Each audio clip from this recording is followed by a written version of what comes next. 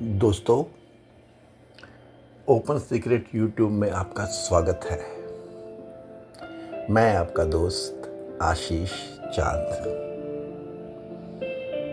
दोस्तों, आजकल हम लोग एक जॉइंट वेंचर कर रहे हैं अष्टावक्र गीता साथ साथ स्टडी करने का।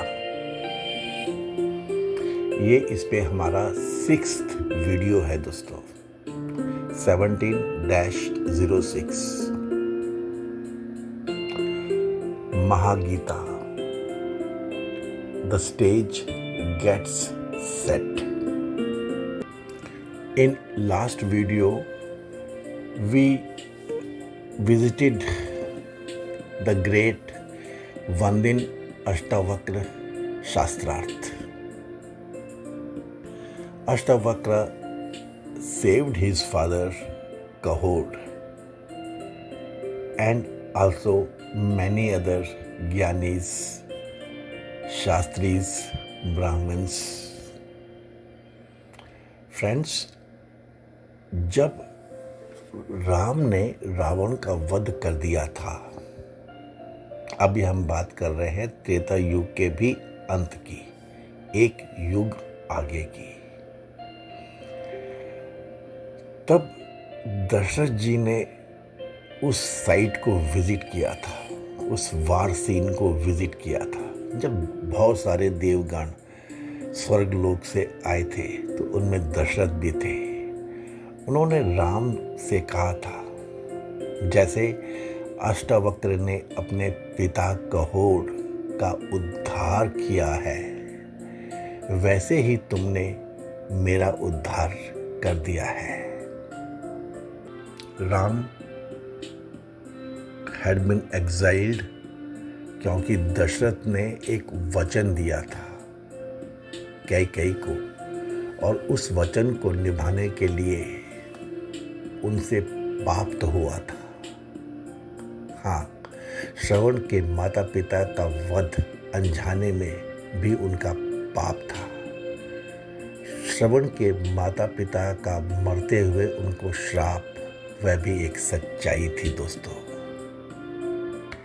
और दोस्तों, एक सच्चाई यह भी है कि today we are so much evolved and so much informed that we are not able to find much appreciation in the content of that Shastrarth. Today, Ashtavakra Vandin Shastrarth may not be a great debate, but friends, we should look at the ambience of that era. Pre-Satyug, you may be overwhelmed. Vandin is just the present day professional, all wanting, not a word of his own, and yet he believes firmly that he owns it all.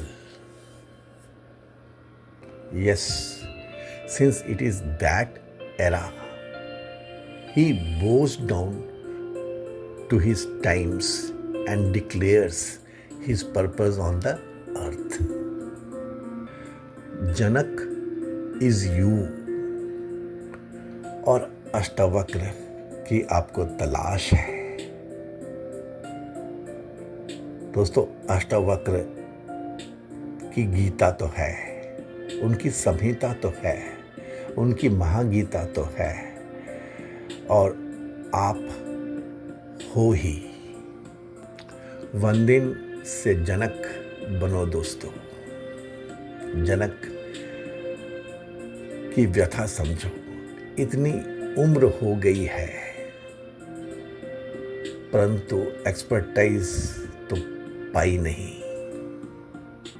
सब कुछ तो miss होता ही रहता है। जीवन तो फिसला ही जा रहा है। Life is the most important asset, and that is slipping off. And friends, if Janak is you, then Ashtavakra Gita is your story too. It is a solution to your today's issues, today's problems. Know that the stage is ever set for the Sanatani, for the king, for you. महायज्ञ पूरा हुआ था। वंदिन हार गया था। अष्टावक्र ने वंदिन को शास्त्रार्थ में हरा दिया था। सारे ऋषि जिन्होंने जल समाधि ली थी सब वापस लौट आए थे। सब अपने अपने घर को लौट गए थे। जनक अपने राजकाज में व्यस्त हो गए थे। सब तो घर लौट गए थे, जनक अभी अपने घर नहीं लौट पाया था। यह थी व्यथा। जनक को एक रात दोस्तों एक स्वप्न आया। उसके राज्य पे दुश्मन ने युद्ध कर दिया था। जनक लड़ाई हार गया था। वो अपने रथ पे तो पहले मिथिला से बाहर निकल गया। दुश्मन पीछे पड़ा हुआ था। जनक ने रथ छोड़ दिया, घोड़े पे चल पड़ा। दुश्मन पीछे आ ही रहा था। दिन गुजर गया, रात गुजर गई। जनक अपने घोड़े से उतर के पैदल ही भागने लग पड़ा। पीछे दुश्मन लगे ही हुए थे। 2 दिन से ऊपर हो गए थे। जनक ने कुछ खाया नहीं था, पिया नहीं था। भूख, प्यास, डर, पसीना, थकावट, अंग अंग में ज्वर। बहुत परेशान था जनक। तब भी दौड़ा चला जा रहा था। जंगलों के भी पार बीहड़ झाड़ियों में छुपा बैठा था। दूर दुश्मन के घोड़ों की आवाजें आ रही थी। आज तो मर ही जाएगा। पीछे दुश्मन और हालत ऐसी कि भूख से तड़प रहा था। कपड़े, दाढ़ी, बाल सब अस्त व्यस्त फटे हाल थे। लेकिन पेट की अग्नि। जनक ने चारों तरफ देखा। एक हड्डी का टुकड़ा जिसमें कुछ मांस लगा हुआ था, पड़ा हुआ था। जनक ने उसको उठा लिया और फिर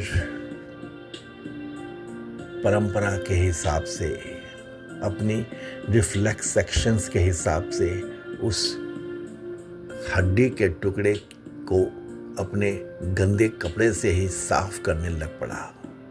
जाने किस जानवर का जूठन होगा ये। अंदर से तो ऐसी घिन मच रही थी, लेकिन भूख, डर, जान उस पे ये हावी थे। और जैसे ही जनक ने उस हड्डी के टुकड़े को खाने के लिए उठाया, एक चील ने झपट्टा मारा और वो हड्डी का टुकड़ा लेके निकल गई, उड़ गई। जनक के सामने ही लेके चली गई। जनक तो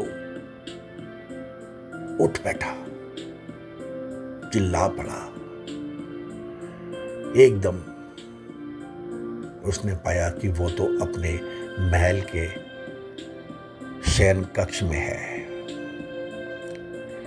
सोया हुआ है, महल में है। जनक बड़बड़ाने लग पड़ा था। ऐसे जोर से चिल्लाया था कि दरबारी आ गए थे। जनक की सांसें फूली हुई थीं, शरीर पसीने से लथपथ था। एकदम जब उसे एहसास हुआ कि वो तो अपने महल में है, सो रहा था अभी तक, दरबारियों ने पूछा कि राजन क्या हुआ। जनक ने पूछा कि मैंने एक सपना देखा, बहुत विचित्र स्थिति में था मैं। मुझे यह समझ नहीं आ रहा है कि वो सच था कि ये मैं राजा हूं, अपने महल में सोया हुआ हूं, सारी शान शौकत, सारे आराम, सारे ऐश्वर्य मुझको प्राप्त हैं, कि वो एक असहाय, लाचार, बेबस, मौत के एकदम नजदीक, हर वस्तु से विहीन, दरिद्र। सच क्या है? कौन सा जनक सच है? वो भी मैं था, ये भी मैं हूं। मैं कौन हूं?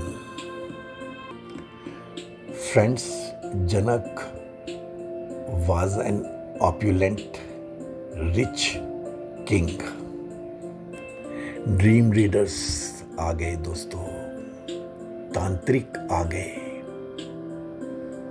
रात को ही सबको बुला लिया गया, वास्तु शास्त्र जानने वाले आ गए,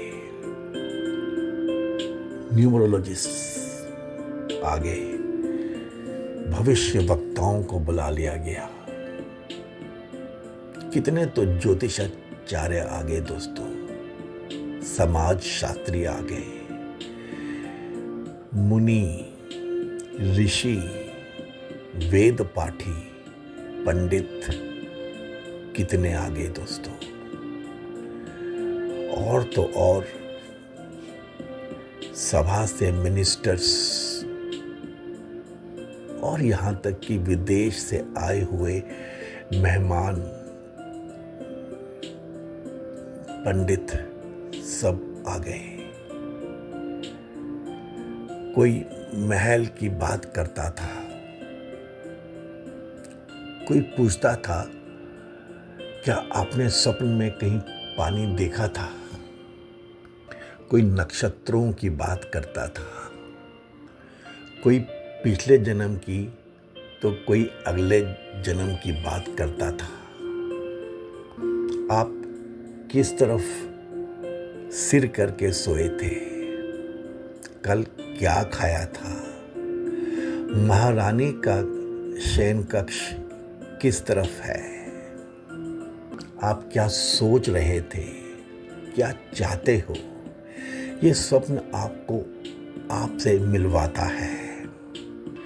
ये आपका पिछले जन्मों का जीवन है जो ये दर्शाता है। आप रह रह के अपने पुनर्जन्मों की मेमोरीज में चले जाते हो। ये आपके आज का, आपके अतीत से रिएक्शन है। जब सो रहे होते हो तो देह तो सो जाती है, परंतु मन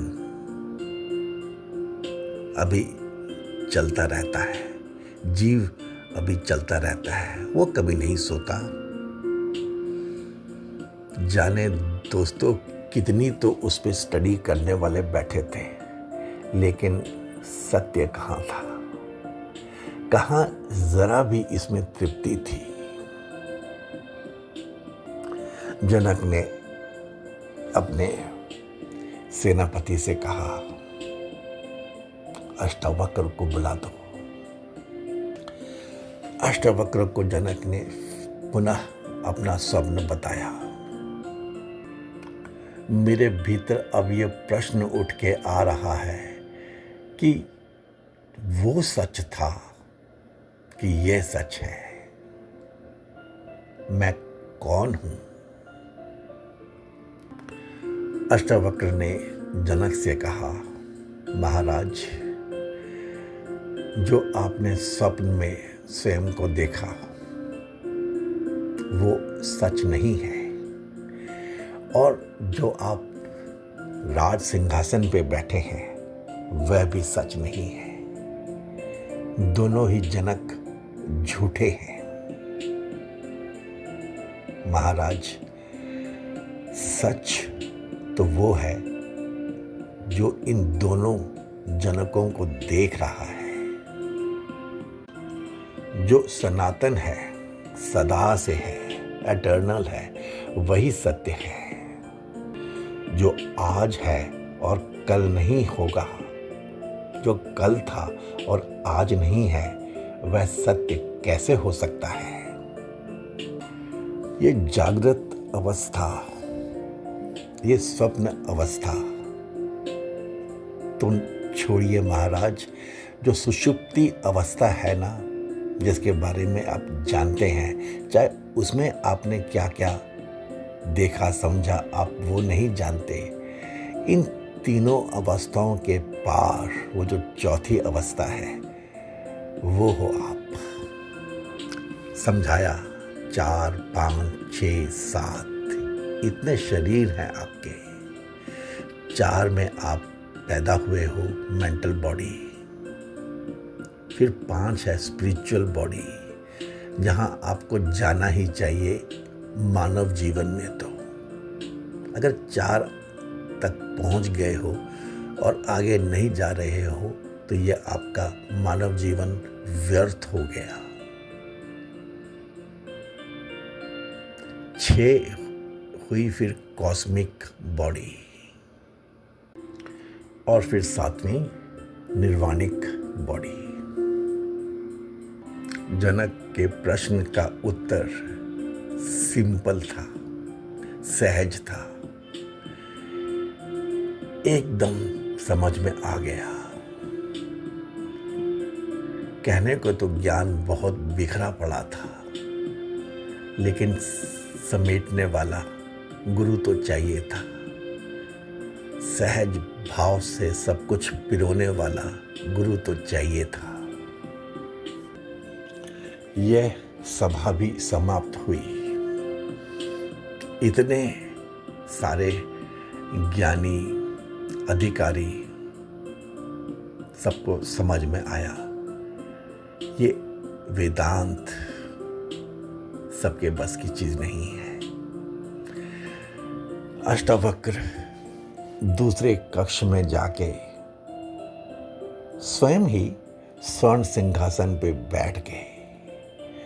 मंत्रियों ने समझाया, हे मान्यवर, इस पे ना विराजिए।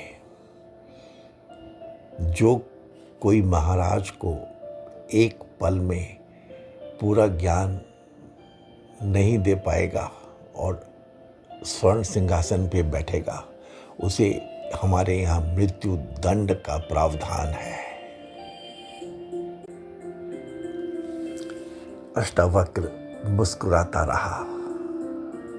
बालक था, गांव से आया था, सच्चा था।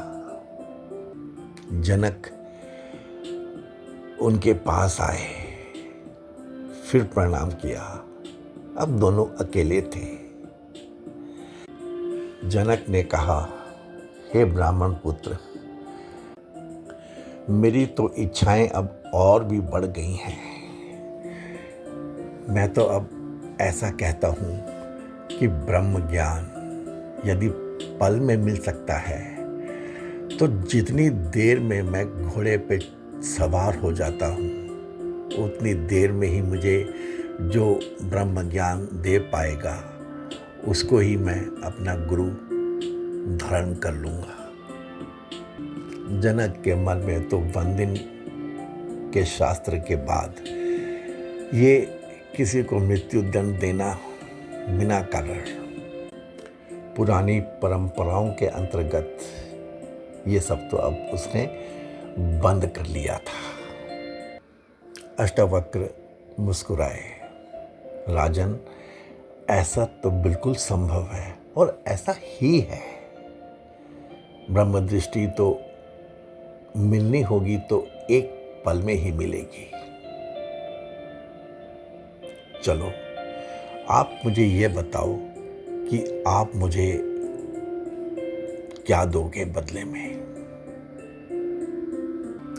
ये राज्य तो आपका है ही नहीं, आपके पास किसी की अमानत है, धरोहर है। तो जो आपने यह कहा है कि पूरा राज्य दे दूंगा, ये तो आपका नहीं है, आप इसे नहीं दे सकते। जनक सोच में पड़ गया और बोला, मुझे कुछ वक्त दीजिए, मैं जरा मंत्रणा करके आता हूं। अष्टावक्र मुस्कुराता रहा।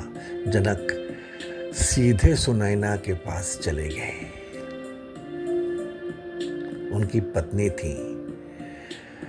दोनों ने डिस्कस किया, दिस तन मन धन, 3 ही चीजें हैं आपके पास। ये शरीर है, ये शरीरी है और ये आत्मा है। ज्ञान तो बहुत बिखरा पड़ा था सबके पास। ये बॉडी है आपकी, ये माइंड है और ये सोल है। सुनैना ने कहा, ये बॉडी तो आप मत ही देना, ये तन, ये शरीर, ना ना ना, जाने आपके साथ ये क्या कर बैठे। दोस्तों, परंपरा तो सिर्फ मृत्यु दंड, युद्ध, काट देने की, मार देने की, जला देने की, यत्न देने की ऐसी ही थी। और ये धन, ये भी मत देना, बहुत प्रिय होता है। उसके बाद फिर हमारा क्या होगा। ये मन दे दो उनको। वैसे भी मन तो कहते हैं सब कि हमेशा तांडव ही करता रहता है। जनक गहरे सोच में पड़ गए। ये मन ही तो उनको उस तरफ लगा रखता था। लेकिन मेरा और है क्या? मैं कौन हूं? कौन सा वाला जनक सत्य है? ये तो उन्हें अब थोड़ा थोड़ा समझ में आने लग पड़ा था। लेकिन मेरा क्या है? अगला प्रश्न उनके मन में ये आ गया था। परंतु दोस्तों, ये मंत्रणा करते करते पहले मिनिस्टर से, फिर ज्ञानियों से और फिर सुनैना से सांझ हो गई थी। अष्टावक्र तो अपने घर चला गया था, अपने गांव वापस चला गया था।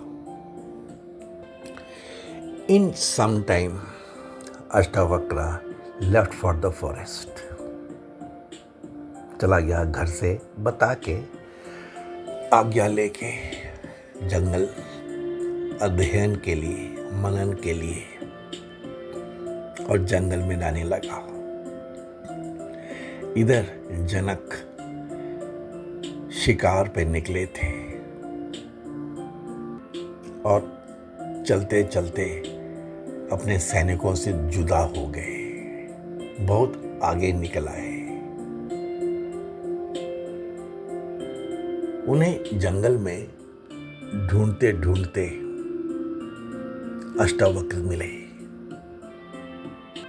जनक अपने घोड़े से उतरे और अष्टावक्र को प्रणाम किया। हे अष्टावक्र, आप यहाँ? अष्टावक्र ने कहा, मैं तो पहले ही यहाँ पहुँच गया था और मैंने ही तुम्हें बुलाया है यहाँ। कुछ तो फिर से छू गया जनक को। हमारे शास्त्र कहते हैं कि तुम्हारी क्या औकात कि तुम अपने गुरु को ढूंढ पाओ। तुम उसे जानते ही नहीं हो, उसकी विद्या का तुम्हें कोई नॉलेज है ही नहीं, तुम कैसे ढूंढोगे? ये तो गुरु ही है जो तुम्हें ढूंढ लेता है। जनक ने उन्हें पुनः प्रणाम किया और याद दिलाया। अष्टावक्र ने कहा, तो तुमने सोच लिया, समझ लिया, फाइनल कर लिया कि मुझे क्या दोगे यदि एक पल में तुम्हें मैं ब्रह्म ज्ञान के दर्शन करवा दूं? जनक ने कहा, हे प्रभु, मेरा है ही क्या? ये तन तो प्रकृति का है, बॉडी है, प्रकृति से मिली है, प्रकृति में ही विलीन हो जाएगी। और ये आत्मा, ये सोल तो ईश्वर तत्व है। मेरा इसमें कुछ भी नहीं, मेरा तो सिर्फ मन है। यह मैं आपको अर्पण कर देता हूँ, आपको दे देता हूँ। ये अब से आपका हुआ। दोस्तों, ये है व्यथा। हमें सब मालूम है कितने इवॉल्व्ड हैं हम, कितने इन्फॉर्म्ड हैं हम, परंतु हालत और हालात ऐसा है कि जैसे जानते कुछ भी नहीं। और फिर आज से कितने युग पहले समझिए जनक की भी वही हालत थी। अष्टावक्र मुस्कुराते रहे। चलो, अब तुम अपने घोड़े पे चढ़ो और मैं तुम्हें ब्रह्म के दर्शन करवाता हूं। दोस्तों, मेरी प्रेजेंटेशन में बताने में कितनी कमियां हो सकती हैं, परंतु आपका मन तो साफ है। उसी से सुनिए, उसी पे रहिए। जनक ने घोड़े की एक तरफ पैर रखा और चढ़े। उसी समय अष्टावक्र ने कहा कि रुक जाओ। और जनक भी दोस्तों जनक था। मन तो उसने अभी अभी अपने गुरु को दे दिया था। वो रुक गया एक अनकंफर्टेबल पोजीशन में, एक पैर एक तरफ और दूसरा पैर अभी हवा में। मन उसका नहीं, बॉडी उसकी नहीं, आत्मा उसकी नहीं, और वो अधर में लटका हुआ जड़ था। बस जनक को ब्रह्म दृष्टि मिल गई। यही था ब्रह्म ज्ञान, यही है ब्रह्म ज्ञान। प्रभु, मेरे घर चलिए, राज महल में चलिए, कुछ दिन मुझ पे कृपा कीजिए, मेरे शक दूर कीजिए, बहुत कृपा होगी। And friend, the stage was set for the Mahagita to be delivered.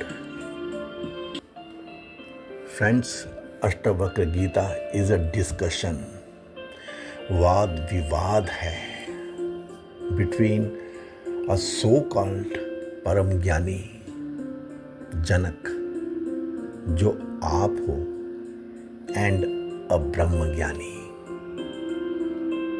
The words exist as a blatant proof of the real knowledge. यह कोई ऐसी नहीं है कि एक गुरु ने कुछ डिलीवर किया है एक शिष्य को, नहीं, ये वाद विवाद है। दोस्तों, कंब रामायण में लक्ष्मण भी बोले हैं अपने बड़े भाई राम के साथ, एकदम टक्कर से टक्कर, साथ से साथ, और खूब बोले हैं। ऐसा ही रहा है हमारा साहित्य, ऐसी ही रही है हमारी स्क्रिप्चरल ट्रीटीज और तो और दोस्तों, ये विवेकानंद और रामकृष्ण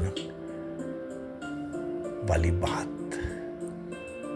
विवेकानंद तो लॉजिशियन थे, भगवान को कहाँ मानते थे। रामकृष्ण से तो भिड़ ही गए थे कि क्या है भगवान, कैसे कह सकते हो। और रामकृष्ण ने कहा कि चल छोड़, भगवान की वार्ता बाद में करेंगे। जरा यहाँ देख, मैं बूढ़ा हो चला हूँ, अब दिखाई भी कुछ नहीं देता। ये किताब है छोटी सी, जरा मुझे पढ़ के सुना दे। और दोस्तों, विवेकानंद जब वो किताब पढ़ने लगा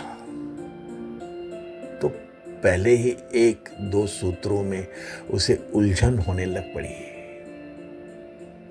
उसने कहा रामकृष्ण से, मैं ये सब नहीं पढ़ पा रहा हूँ।